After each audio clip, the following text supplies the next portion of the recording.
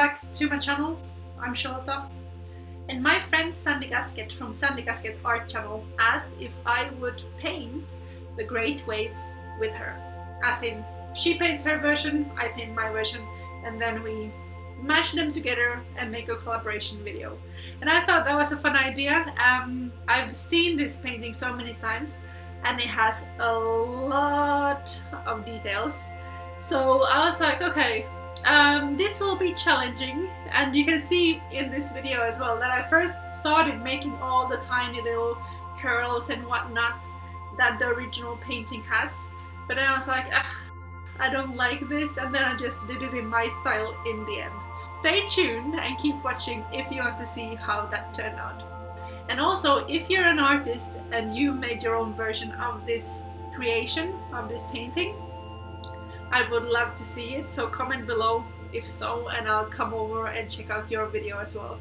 Or if this is something that you want to do, why not make your own version of the Great Wave and share it with us and show how it turns out. Yeah? Okay, let's jump straight into it. For here I'm just mixing up some acrylic paints. I'm using Winsor & Newton acrylics. I really like these, and I also link them in the description below if you want to check them out. I'm not sponsored, but I do recommend them. And then you will see me painting on the left side and Sandy painting on the right side. Thank you so much, Sandy, for inviting me to do this challenge with you, this art collaboration.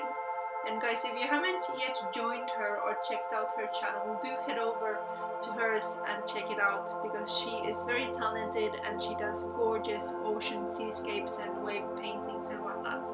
So head over to hers after you finish this video. And also, if you're new to my channel, please hit the subscribe here as well, and stay tuned for more videos coming up.